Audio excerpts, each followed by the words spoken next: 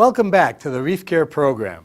In this episode, we'll be looking at the Algae Management Program. The Algae Management Program is all about setting and maintaining the desired levels of nitrate and phosphate, which are algae nutrients and therefore have a significant effect on all algae in the reef aquarium. I say all algae because on the one hand, we want to get rid of the nuisance algae that can quickly overrun a tank. However, on the other hand, we need to look after the beneficial symbiotic zooxanthellae algae that are essential for all so-called photosynthetic corals. The program itself is based on promoting a natural, biological process that can maintain the algae nutrients at a predetermined level without the need for reactors, resins, or other equipment, and which has no undesirable side effects. I'll explain how we do this shortly. But first, we need to understand the role played by the symbiotic zooxanthellae algae in their connection to the energy corals need. Corals host millions of tiny zooxanthellae algae inside their soft tissue. The symbiotic relationship is simple. Zooxanthellae are photosynthetic algae and use light energy to metabolize the carbon, nitrogen, and phosphorus waste products of the coral. In turn, the zooxanthellae's waste products are made up of the carbohydrates, amino acids, and fatty acids, which are coral nutrients. In fact, the zooxanthellae provide photosynthetic corals with approximately 85% of the nutrients they require to fuel their metabolic processes. The zooxanthellae have a physical presence inside the coral soft tissue, protecting the corals from the intense light radiation by absorbing the light energy and shading the delicate inner layers. Reef aquariums tend to have higher levels of algae nutrients than in nature, which induces an overdensity of zooxanthellae, giving the corals a brownish color rather than their natural vivid pigments. This, however, is not always a bad thing. Slightly higher densities of zooxanthellae will provide relatively more energy, such as required for accelerated coral growth. But we must bear in mind that excessive densities of zooxanthellae will cause harm, so corals will only be able to display their natural colors at lower densities of zooxanthellae. However, there is more to this story. Exposure of the soft tissue to more direct light induces a photoprotection response.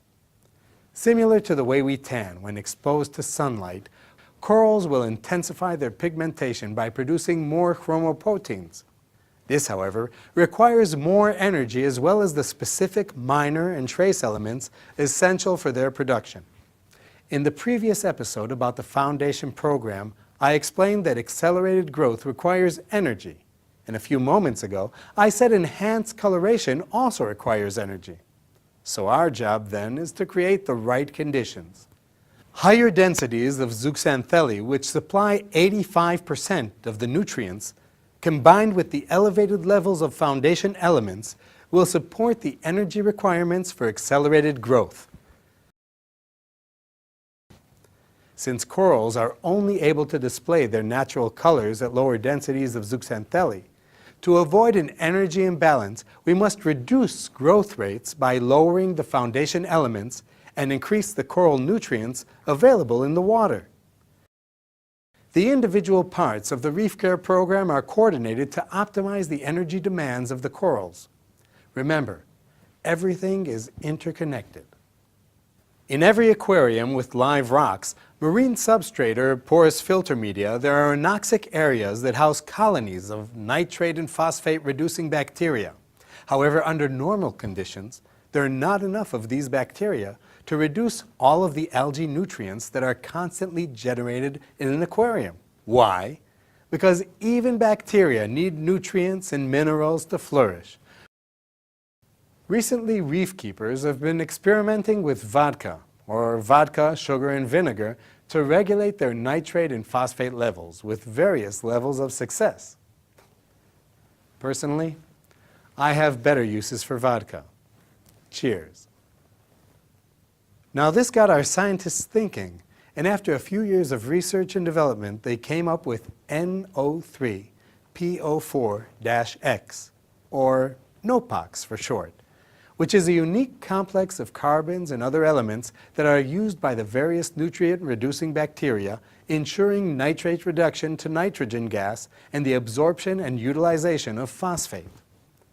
NOPOX is formulated for daily dosing, and when combined with weekly measurements of nitrate and phosphate, enables gradual changes and the fine control of algae nutrients that are so important for the long-term health of all corals.